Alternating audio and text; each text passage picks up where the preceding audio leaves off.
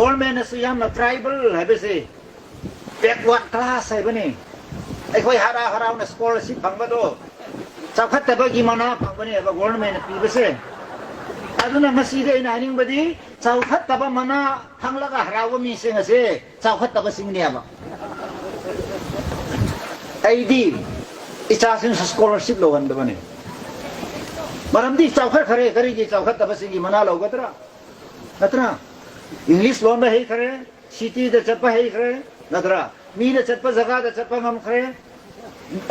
chawkhat pasing na building sare check ki jung sare namsu sare chawkhat khare ne aduni khoi ma yaw na chawkhat ta ba oining ma si tha na te ba kuyik mai te na bu tribal oining e ba ang ko do chawkhat khare ba mai te na chawkhat ta ba oining ba do ai nga e ba mai te le kai ga I chance le pa chana san to ke sin ya ba